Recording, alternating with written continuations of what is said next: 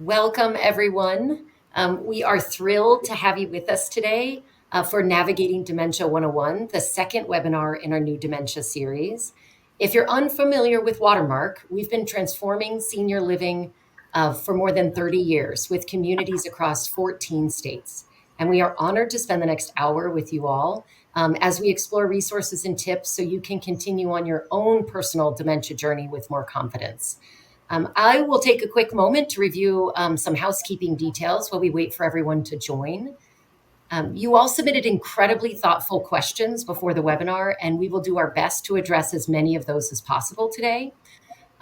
Also, be sure to follow our Facebook page for details on our next webinar in the dementia series. If you have questions during today's webinar, we will open up the Q&A feature towards the end, like the second half of the webinar. So when you see that little icon pop up, you can submit questions through the Q&A feature, and we will do our best to answer them within the time allotted. You can also email us after the session if you prefer.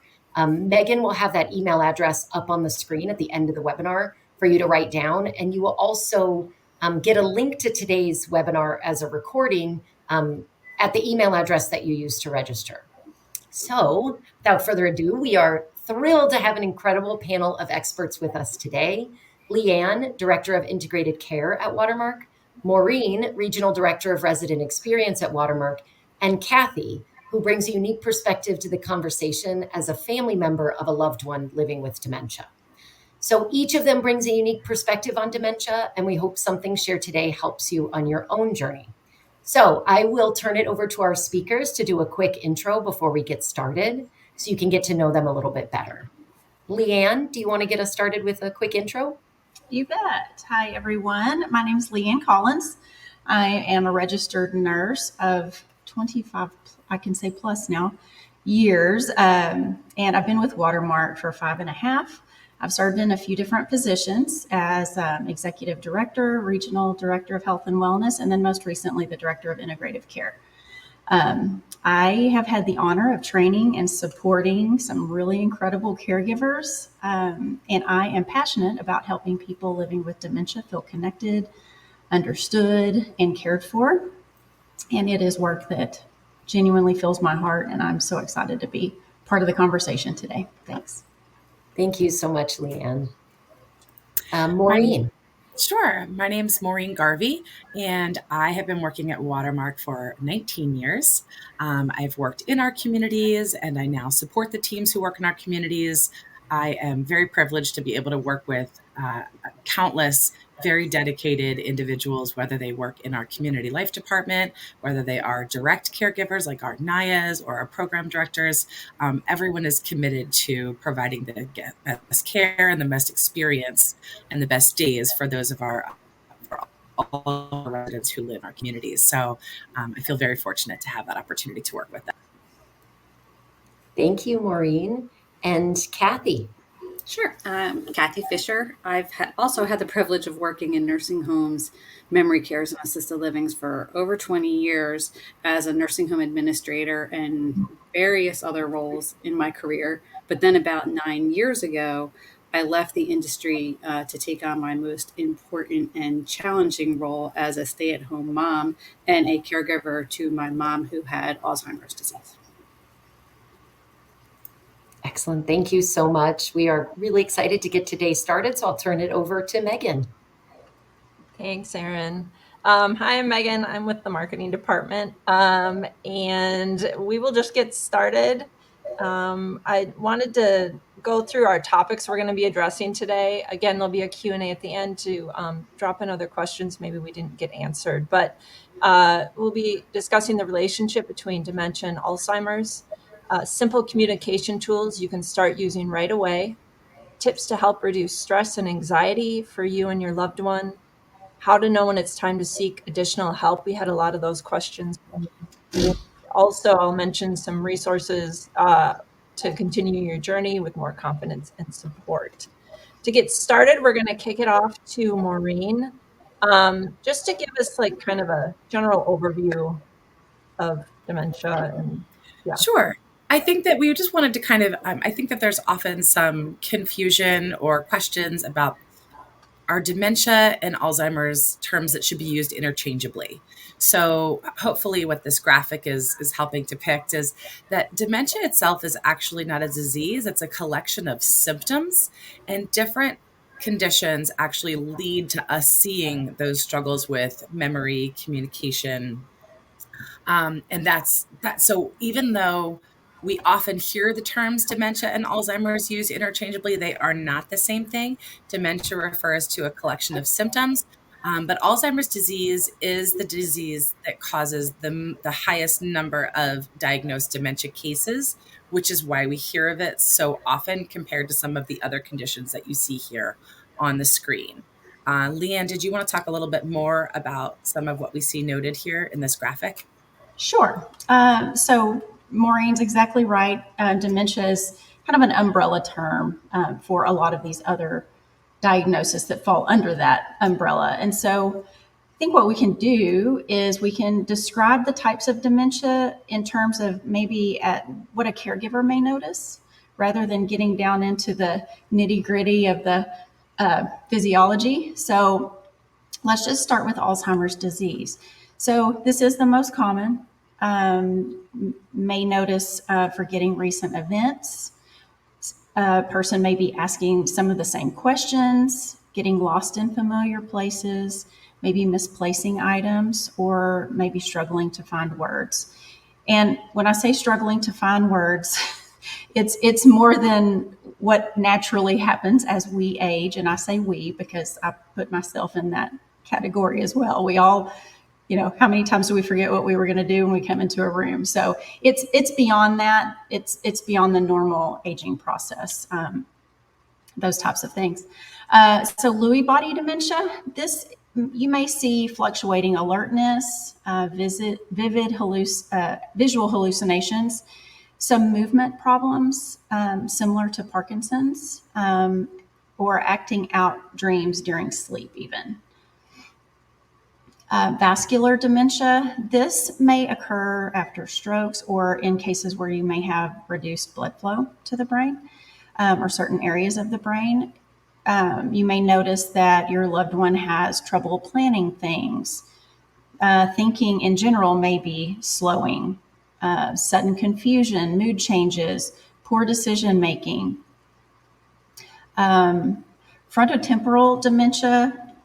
This is when you hear the word frontotemporal, it's here and here. It's the location of where the issue is in the brain.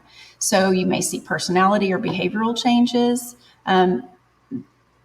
You may see more impulsiveness or maybe inappropriate behavior, loss of empathy, difficulty speaking or even understanding language. And then Parkinson's disease dementia. This is obviously seen in people with Parkinson's. It may include slowed thinking, poor attention, visual hallucinations, and increasing movement difficulties. Let's see, we've got Huntington's disease dementia. This is a genetic condition that causes involuntary movements, balance problems, mood swings, depression, irritability, and overall a gradual decline in memory and decision making. And of course, the care needs may increase over several years with this type of dementia. And then there's mixed dementia. This is a combination of, for example, you may have Alzheimer's and another sort of dementia at the same time, like Alzheimer's and vascular.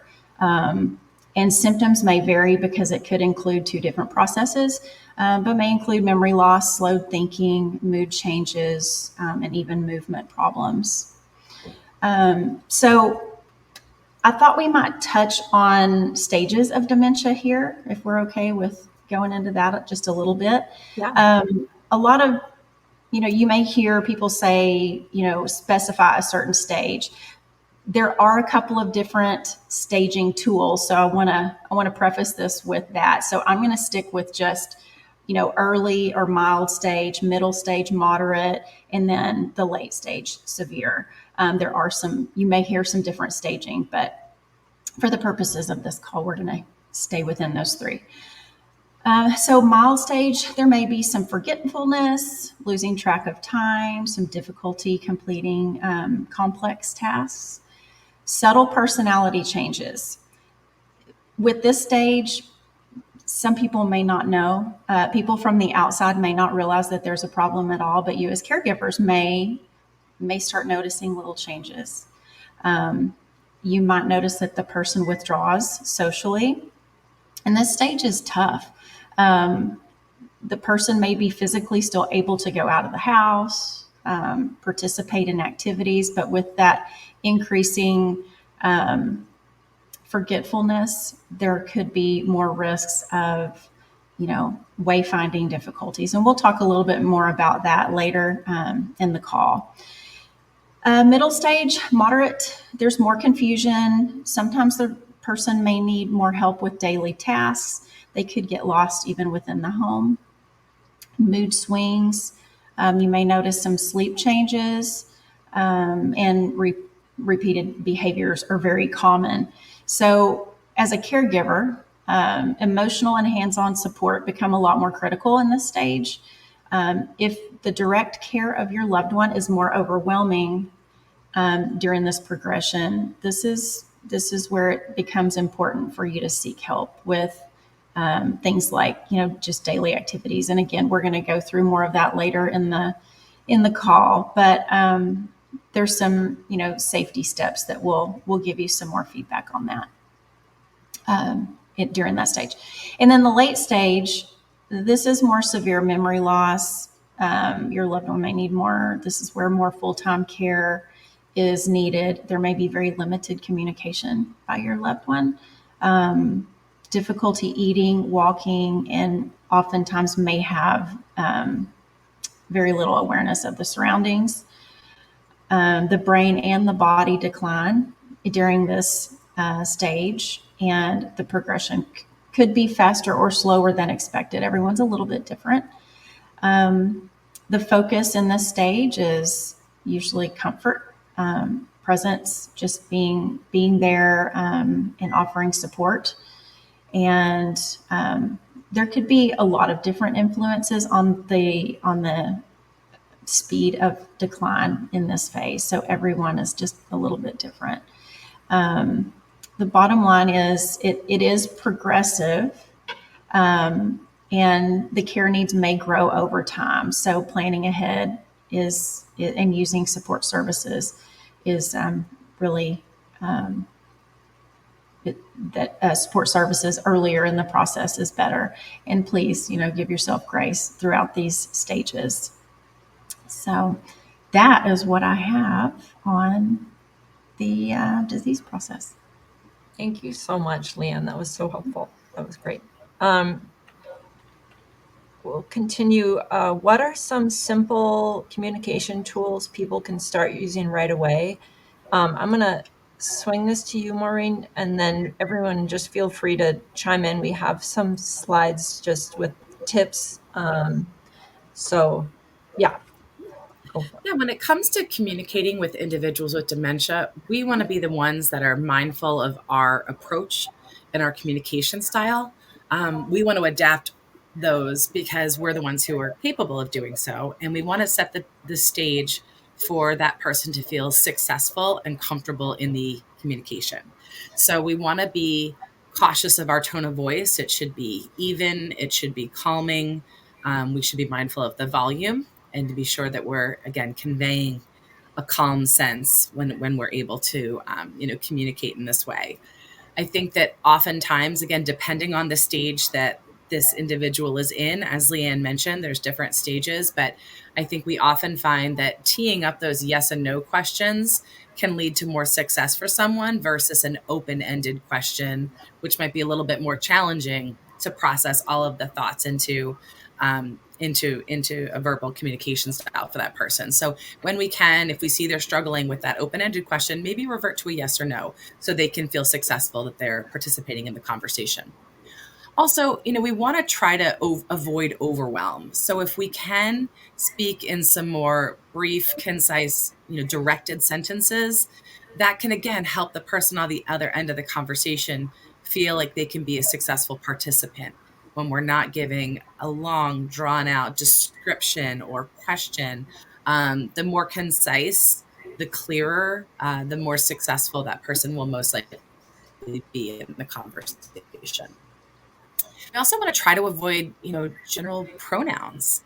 And instead of saying she and it, and we want to, be specific of who that person is we're talking about to try to help cue that level of understanding on the other person's end. So rather than using generalities like, oh, I put that thing down over there, again, to be specific will help them, trigger some understanding and response, hopefully. And also super important to be patient, whether it's in them processing what you're saying. It might take a little bit longer for that, again, depending on the stage that they're experiencing or what it is that their diagnosis is. They may have a hard time processing what it is you're trying to convey. So we want to be patient. We want to pause. We want to be sure that we're giving them time. We also want to be patient because when they're ready to start speaking, it might not come out in a fluid statement. It might take a little bit longer. They might struggle to find the words. So we don't want to interrupt and try to guess what they're saying. We want to, hold some space for them and give them the opportunity to express themselves. Also, we may hear repeated stories on their end. And honestly, I think we all kind of repeat stories from time to time, but you may see an increase in that as we see cognitive decline. So be patient, listen to those stories again and again, give them that grace where you're going to listen once again to that story that maybe you could tell yourself, but give them the opportunity to feel successful in telling the story that they maybe have told before. And I think it's really important that we don't argue. You may have had this experience where that what they're saying isn't necessarily 100% accurate, but I don't think anyone likes being corrected, no matter what they're experiencing in life.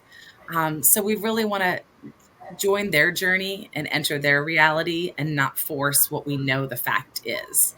Also, I will give an example of, if someone thinks that you're their sister, when in doubt, you're their adult daughter, rather than focusing on, no, I'm your daughter, that, and trying to correct them into what the reality is. Instead, kind of flip it and think about what the feeling is they might be experiencing that causes them to refer to you as a sister, for example. Maybe instead you're just a beloved person, a beloved female in their life, and that's what they're focusing on rather than who exactly you are, their exact relationship and the exact name. So again, rather than looking at the facts and look at maybe what they're feeling and what's going on emotionally for them and kind of focus on that aspect when you're having that communication. Also, I think sometimes we can be guilty of trying to, bring everything to a positive emotion.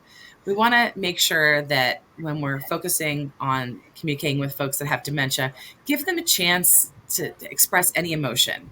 If they're frustrated, if they're angry, if they're sad, they should have the opportunity to express that just like we do. So we don't want to always assume we should gloss over everything and try to make the day a little bit sunnier by being, Susie Sunshine, super positive. Again, hold some space for them to experience any feelings, no matter whether they're positive or not. So again, and connecting with them and saying that would make me feel frustrated too, or I can understand that must be really sad. So let them know that you're a trusted individual, no matter what it is they're trying to share with you.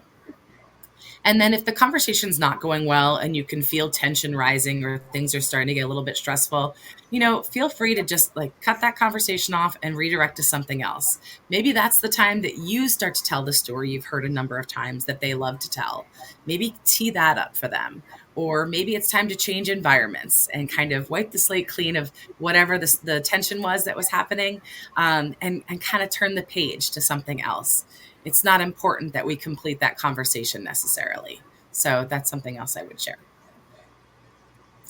And then also remember, again, especially depending on what that person's diagnosis is or what stage they're in, it's not always just about verbal communication, right? We know that there's great power in body language, in physical contact. So making sure we're maintaining eye contact, and then providing some encouraging facial expressions, whether that's nodding the head, smiling, softening your look, making sure that, you're setting the stage for them and you're focused and present for them. For some folks, holding a hand or rubbing of an arm or shoulders, that might give someone a little bit of comfort as well. So again, as long as that's appropriate, it's something that they're comfortable with, that might be something that's helpful.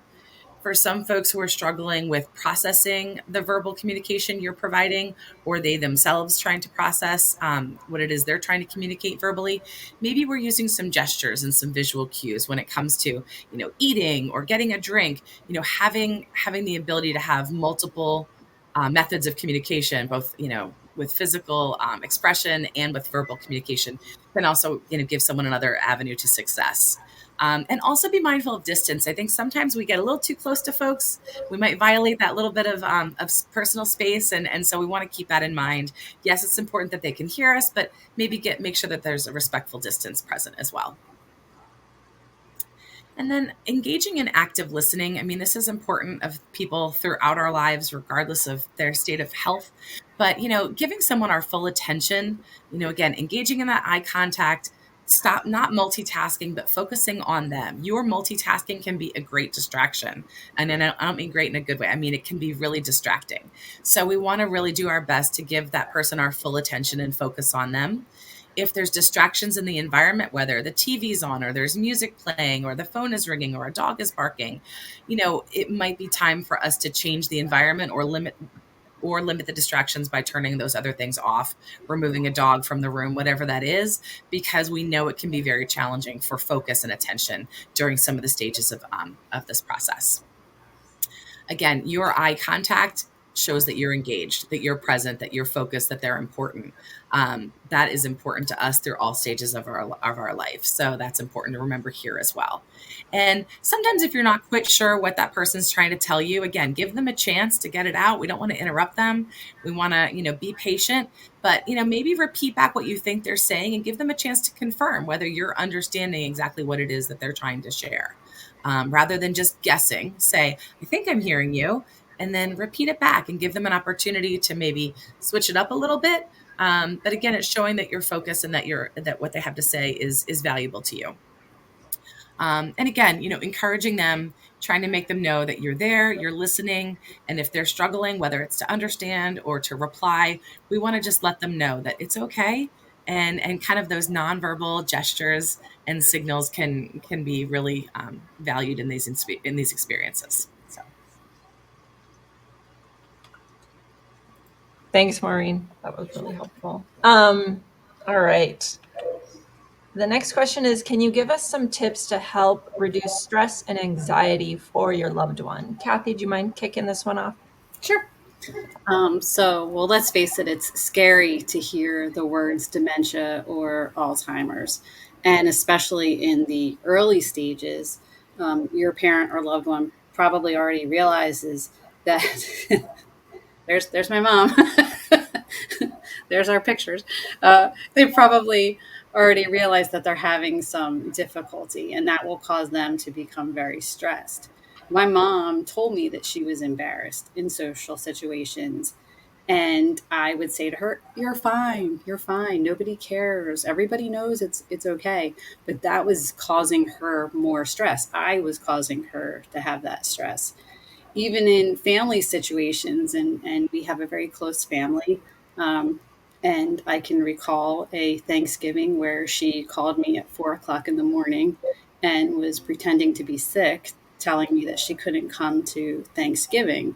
And I remember being angry and upset and all of those feelings. But then I realized that poor woman was probably up the entire night stressing about coming to my house for Thanksgiving. So it made me start thinking differently of how we were going to be doing things.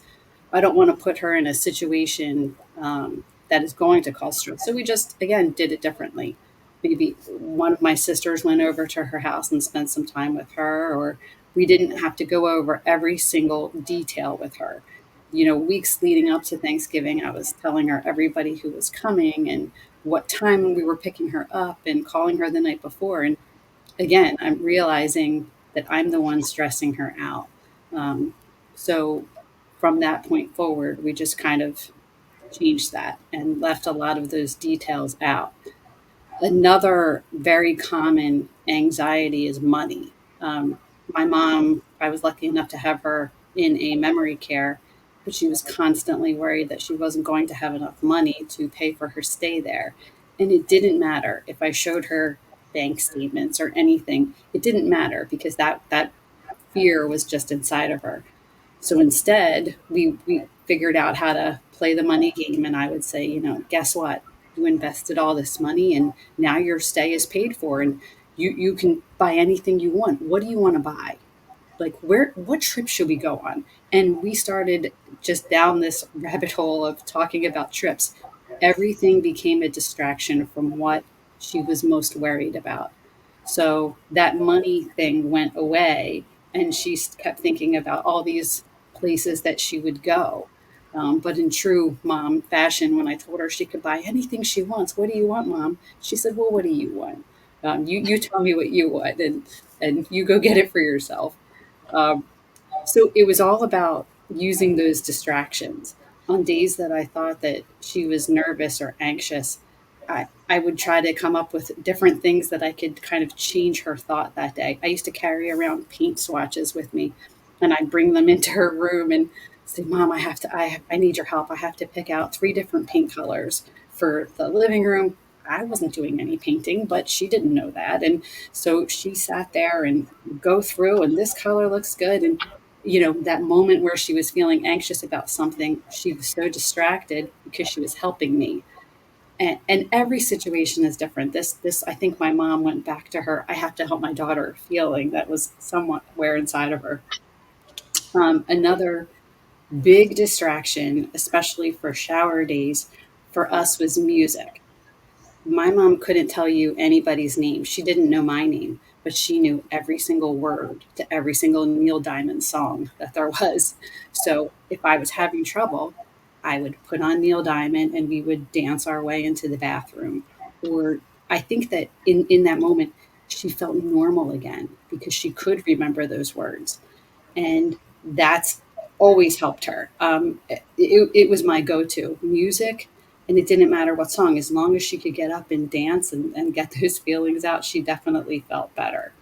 So for me, reducing their anxiety and stress was all about distractions. Um, Maureen said redirect the conversation. I was the queen of redirecting the conversations, and they would come back again, and that's just part of the disease.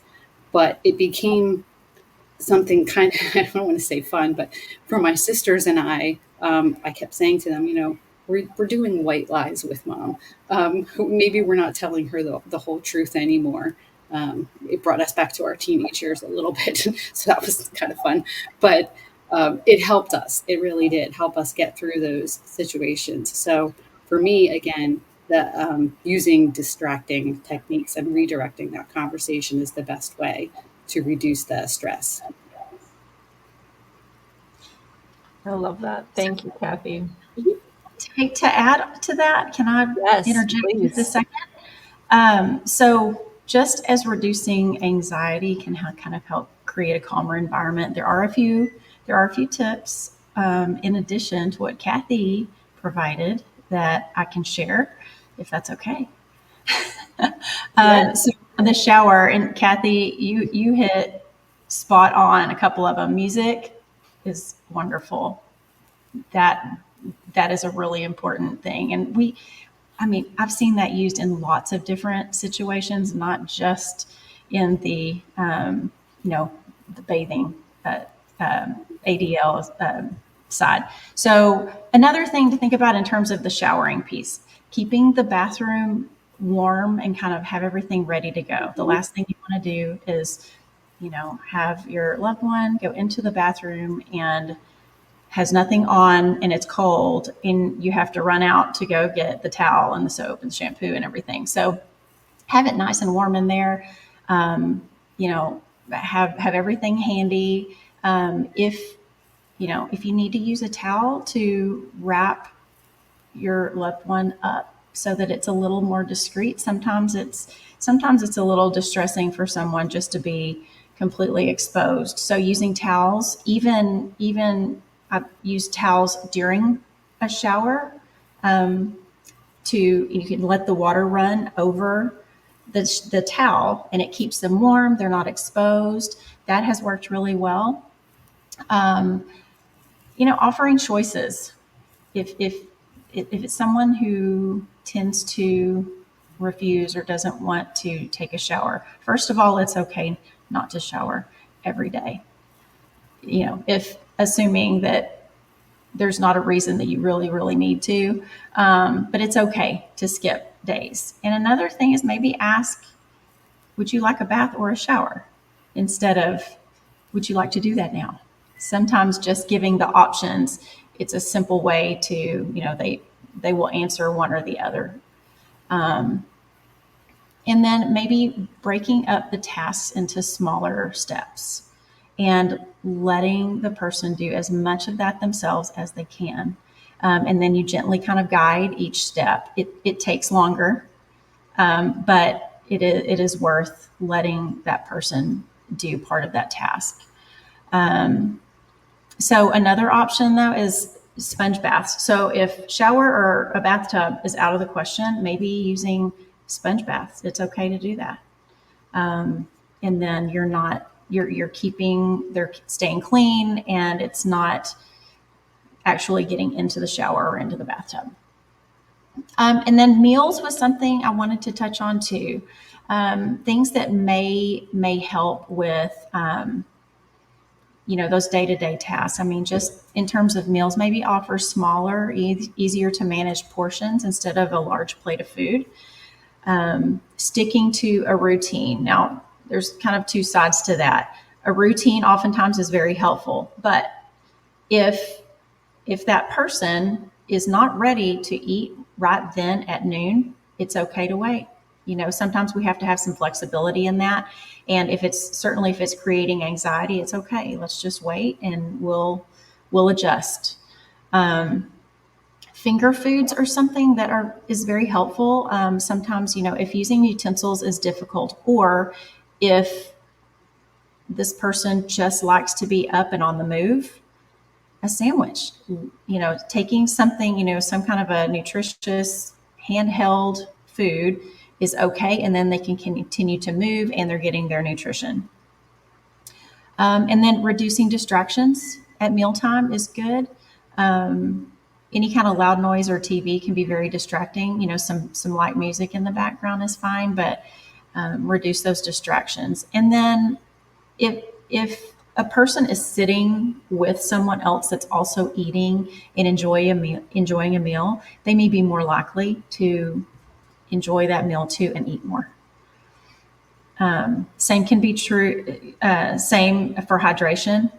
If you are sitting across from someone and you see them pick up a glass and drink, you're going to be more likely to pick up that glass and drink.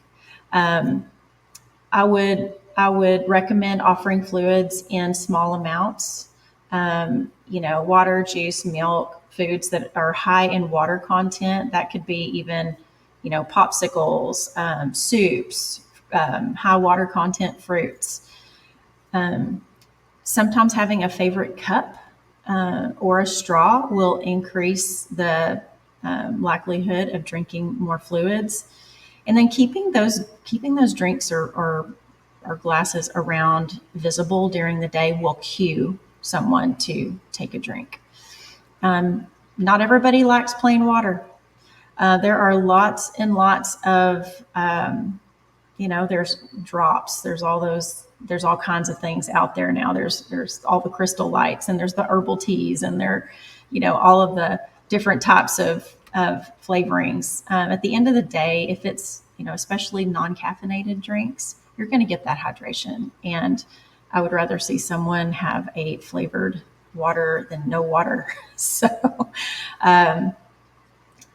let's see.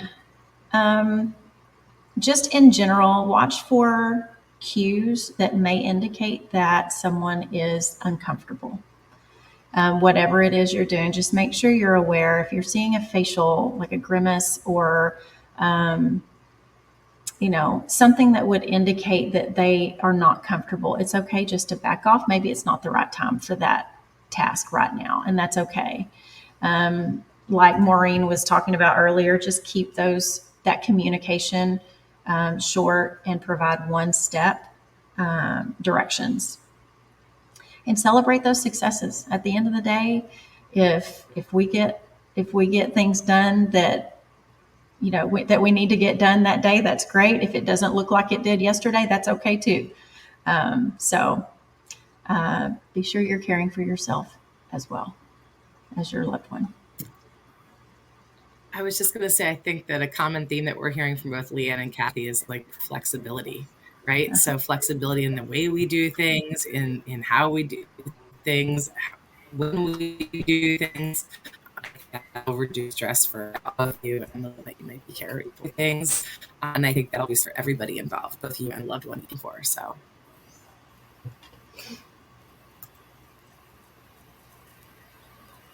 All right. Okay. The next question. Oh, that's what Leanne just did. How do you know when it's time to seek additional help? Maureen, you want to speak to this? Sure. I mean, I think it's very personal. I mean, I don't know that we've touched on this specifically, but whether it's Alzheimer's or dementia or one of the related dementias, it affects everyone differently. So that's one of it's great news and it's challenging news, right? Because there's no formula for all of us to follow that will be 100% successful every time. But the good news is we can try different things and different things might work. So that just kind of speaks to the variance that we see. But when it comes to some signs that might be letting you know it's time to get additional help, whether that's having someone come into your home or going somewhere for care, I think, one of the signs would be, that someone's, could be in danger because they're getting lost, whether that's going for walks in their neighborhood, whether that's driving to a destination that they've been to countless times. When we start to see someone having a hard time with wayfinding, that can be a sign that, again, they may be, safety could be a concern at that point. If we see that they're neglecting their hygiene, that their personal care has changed. So it might not necessarily be that you see a true concern in hygiene, but for someone who was always dressed a certain way, clean shaven, wearing lipstick, had their hair just done right, never missed an appointment at the beauty salon to make sure their roots were touched up. If you're starting to see a change there and a decline in the importance of their appearance, that could be a signal that they're struggling to participate in things that they had always done before, and they may need some additional help. Unsafe situations in the home, again, that could be us leaving candles on as we're going to bed at night. That could be appliances being left on. That could be driving when the conditions are not optimal outside. That could be going outside without without proper footwear. So, unsafe situations that someone's no longer recognizing as a potential danger, that could also be a signal for us. I mentioned the unsafe driving. Again, I think what can tend to happen is, someone's always driving to those, my uncle only goes to the same 3 places. It's never more than 3 miles. We think he's still safe on the road. It's not just about finding your way or you yourself being a safe driver, but you have to remember that drivers have to be able to have very quick reaction time and be able to problem solve, whether there's construction going on and there's detours and lanes are shifting, whether that's, someone else is an unsafe driver or is a distracted driver and they have to have really optimal reaction time.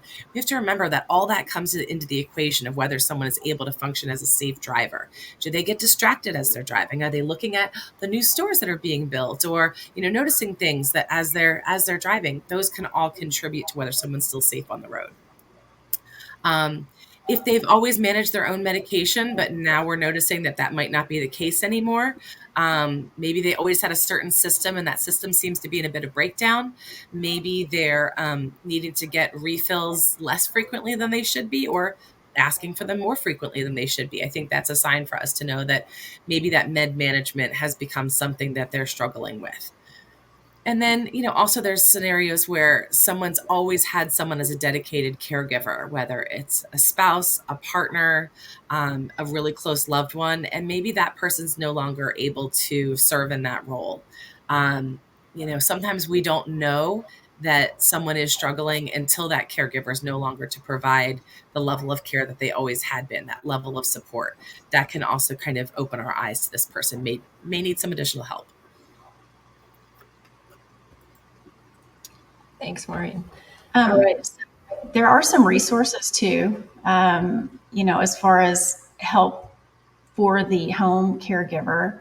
I think we touched on this on the last webinar, but there is a program through CMS, through Medicare, and it is called the GUIDE program. It's an acronym, it's GUIDE. There are some services. This program is actually directed at assisting the caregiver of someone with dementia in the home setting. Um, it's not limited to that, but that's the original goal of the program, and it provides education and resources, um, care planning. It's like a personalized care plan that addresses the individual's needs. They help with medication arrangements and coordination, transitions of care, and that just means, if a person is going, from home, let's say they have to go to the emergency room and then back home, or have to go to another type of care facility of some sort, they can help with those transitions. And then they will connect caregivers with individuals or support services in a community. So the goal is to reduce the strain of the caregiver, just providing support. It helps to reduce financial burdens to an extent, and then just managing care responsibilities. So that's something that you can ask your provider about.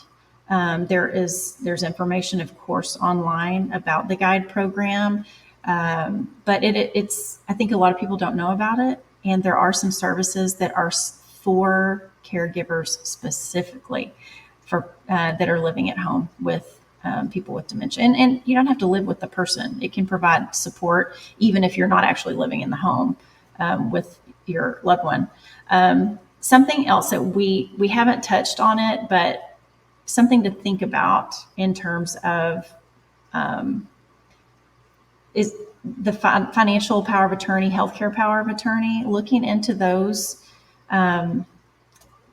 looking into that earlier in the disease process is really important. Getting that information and making sure that everyone is on the same page as far as the desires and wants for the person with dementia. Great, thank you. I also in the chat I dropped a link that I found while Leanne was talking to on the Alzheimer's.org page about the GUIDE program. Kathy, can you talk about caring for the caregiver since you were in it? Since I did that, sure. I mean, for me, what was most challenging was balancing my son, my work, my husband, and then my mom, because I felt like I gave half of me to everyone. I was never fully present, and it was challenging. So the first step is realizing that you're not superhuman. You can't do everything by yourself. I was blessed to have my two sisters by my side. Although I was the primary caregiver, we each had our roles, and I couldn't have helped them or couldn't have helped my mom if it wasn't, for them. But not everyone has that. So, and I would say if you're able to, like I moved my mom into a memory care. And there's a lot of guilt that came with that. I thought about taking her home because this is what I've done my entire life. I should be able to care for her. And then I realized that I probably couldn't give her what she needed with her being with me. Because again, I did have to care for my son and everything else that I was doing. So you have to learn how to let go of those guilty feelings. But not everybody can do that. And some people do have to care for them at home. So maybe seeking out an adult daycare or something, those day programs, just so that you can get a little break during the day. There's things that you can do in your home, which I think we touched on a little bit, like dementia proofing your home, almost like baby proofing your home and getting rid of trip hazards and throw rugs and keeping things very simple. Installing alarms on the doors or even bed alarms if you need them. All those little things are going to help you get some peace. Seeking out support groups. I know a lot of assisted livings have support groups through the Alzheimer's Association. And the support group can be a really great stress relief for you, but also opens up a lot of contacts. You'll be in a room with other people who are going through the same thing you are, and they can share different strategies, and you can learn from each other. Um, so I guess the other thing that, what caused me stress in the beginning too was not telling my mom the truth in a lot of situation. And I talked about our white lies, realizing that that is sometimes going to happen. I know, there's different schools of thought on that. It's what worked for me. It may not work for you. So realizing that, you know, it's not always going to be perfect, and don't drive yourself trying to make everything perfect. One story that I often share about making things perfect for my mom when she did move, she used to be really big into gardening. And when she moved, I was determined to have this beautiful patio garden for her filled with flowers. So my sisters and I spent a whole weekend planting and mulching, and it looked fantastic. And I was so glad she loved it, and it was wonderful. And I thought, this is going to make it great. Like, she's here and she has her garden every day. And the next day I came over and I open up the blinds and I go outside, and all of the mulch is gone, just gone. And it's just flowers sticking up in the dirt. And my mom's standing there. She's like, you wouldn't believe it. Somebody put pieces of bark and these big clumps of dirt all over the beautiful flowers. I said, what did you do with it, Mom? And she said, oh, I threw it out. She said, it took me all day. I was out here for hours cleaning it up. She's like, I felt so bad. I know you girls work so hard on it. And I was like, so I called my sisters and I said, well, there's good news and bad news. The bad news is that Mom does not know what mulch is anymore and no longer worries about that with her garden. And the good news is we no longer have to garden for Mom or do the mulch. So there's pros and cons to everything. But I was so determined to make it perfect. And I caused stress again because she went out there and saw something and it jogged something in her. So don't, we put so much pressure on ourselves, I think, to make everything as perfect as possible, and especially for our parents. They cared for us and we want to care for them. So take a deep breath and know it's not going to be perfect. um, Finally, I think, keep yourself as healthy as you can. Easier said than done. They'll always say, for stress, go for a walk, do meditation, do yoga, all those things. But it's also, when do you have time for that? Try to find the time to carve it out and take that break for yourself, because if you don't stay healthy, as I always say over here at my house, the whole ship is going down if I go down. So we have to try to stay healthy as much as you can, and just take a deep breath again, knowing it's not always going to be perfect. I love that gardening story. Yes. Yeah.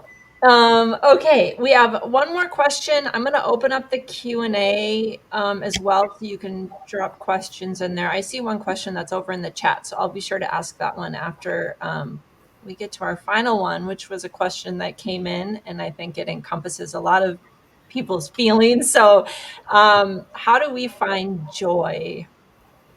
Maureen, do you want to start this one? Maybe Sure. I everyone think we've had some good examples that have already been shared. And I think, first of all, it's like not overthinking it. Like, Kathy bringing flowers to her mom, again, unexpected outcome with exactly how it played out. But the idea of bringing back, making sure gardening was still accessible to her mom in whatever way brought her mom joy, that seemed to be successful. Bringing an animal to come and visit and having time with like a four-legged friend, that can be something that, again, maybe it was part of someone's life previously. Logistics have made it maybe not be part of the most current chapter. Could we call that back? Could we bring it forward? Could we make sure we have those opportunities? I think also sometimes we think about the risks first instead of the joy that could come from it. So if it's not a beautiful day, well, it's not perfect weather, we're not going outside, couldn't I still take my loved one outside when the weather's not perfect? We can still feel the rain on our face, right? We can still, step through a couple puddles, holding each other's hand. I think it's looking for those unexpected moments of joy. And when we can reference it and tie it back into something that they loved throughout life, if they love spending time outside, if they love going walking, if they loved music, if they loved animals, I mean, how can we bring that back? It doesn't have to be perfect. It doesn't have to be the exact replica. But if someone always loved like baking fresh bread, maybe we're not going through the entire process together, but having them participate in a portion of it, having that tactile sensation of being back in that process with their hands in the dough or smelling that fresh bread baking, right? So being able to engage the senses in a way that connect to what has brought people joy previously, bringing flowers into the house or going out to see them and experience them. I think that we just have to realize that it doesn't have to be a big planned thing. It can be embracing a small moment of joy that takes them out of their day-to-day setting, away from the stresses of what we're all facing, and kind of gives them that opportunity to feel a connection to who they've always been or something they've always loved to do. Another thing that you heard Kathy talk about was giving her mom that sense of purpose with the swatches. I love that story. I think, again, letting someone feel like the expert again, like their opinion is valued and needed. That is something that is often fading as adults are aging. So making sure we still approach them with an opportunity to feel successful, purposeful, needed, and valued. I think that that's really, really important. And I think that can bring joy on both ends. I have a friend who, when she worked in memory care, there was a woman that would elope a lot. And so she bought a whole bunch of silverware and brought it there and said, I have a dinner party. We need to polish this silverware. And like it kept her busy and gave her purpose and it made her happy. So there's so many creative, things to do. And anyhow. Let's see. I have some questions. I don't know, we're not going to answer like medical questions and stuff like that because that's something that should be done with your doctor and all of that. But here's some that have come in. So you guys just let me know. My wife sees people in the other room and outside. There is nobody there. I don't know how to respond to her when she asks who they are. Any suggestions? Have you guys had to deal with that at all?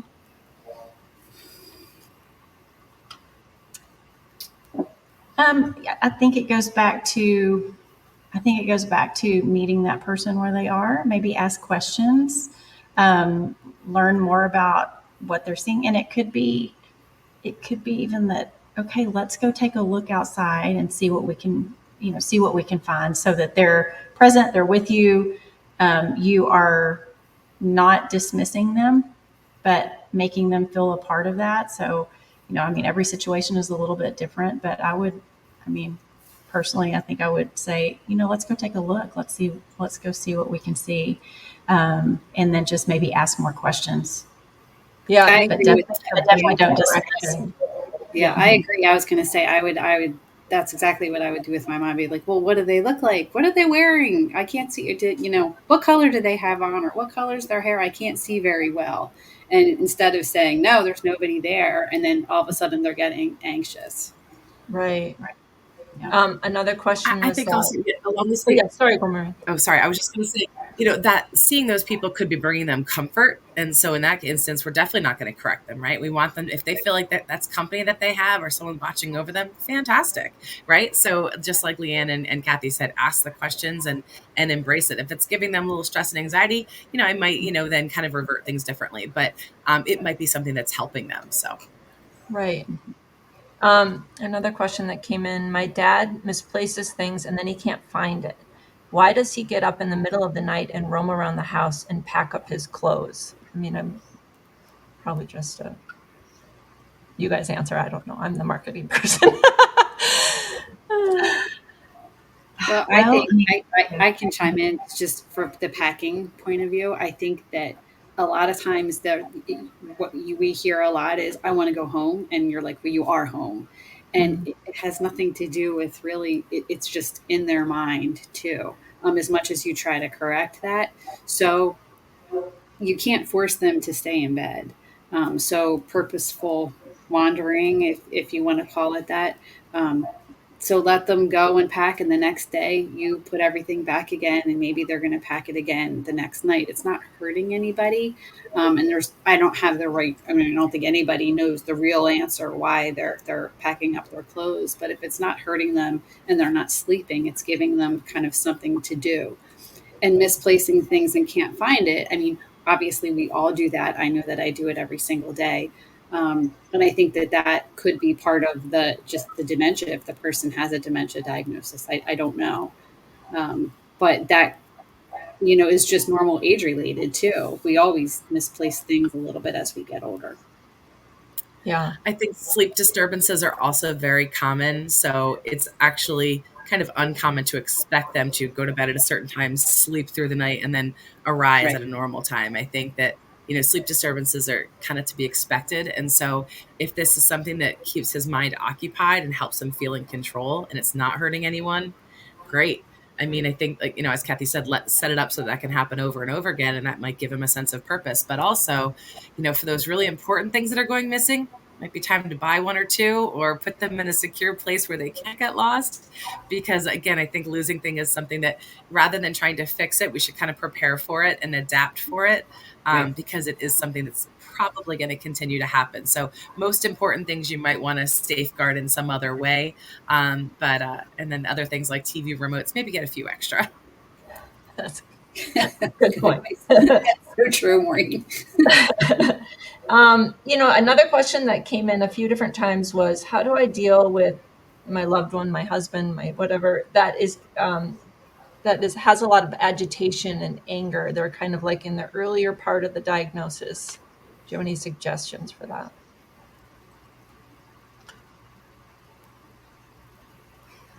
I mean, I can take that one. I think going back to a lot of the things we talked about earlier, if someone is having the agitation in their behaviors, I mean, I think trying to learn the source.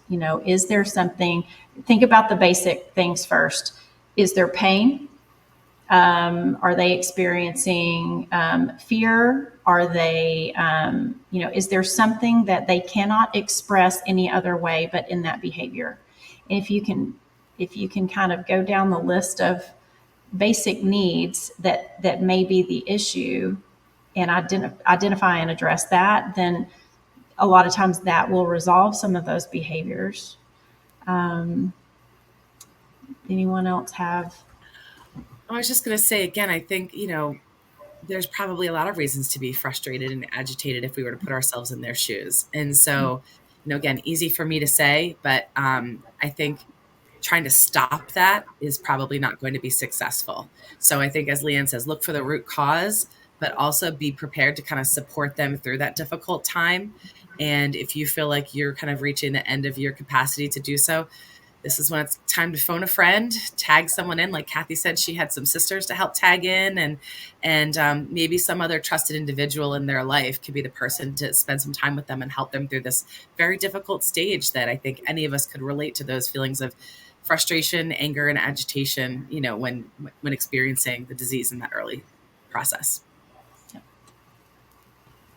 Speaking of phoning a friend made me think of, we have a resources document that we just keep building on the page that everyone signed up for this webinar on. So you'll be getting an email tomorrow with the link to this webinar in that page. So if you don't have it still saved in your email, you'll get it again tomorrow and you can download that. It has some really helpful resources we've put together, including links to support groups. And I also, in our chat over here, put that Alzheimer's virtual support group that I think Kathy was talking about in there. So that's there too. Just wanted to let you guys know that we have that for you to download. But other than that, I see one more. This is a great question. Last one. How do you present the possibility of having dementia to our loved ones? So how do you talk to your loved one about it after, I'm guessing, a diagnosis, or I know it's all different depending, but. No, no, this may be directed at you. You are noticing changes, and how do you initially bring that up? And Kathy, sorry, I think I interrupted you. You were about No, to. no, go ahead. You go ahead. Um, it's a hard one, and everyone takes that information. Okay, no diagnosis yet. I think if your approach is that of, I care about you.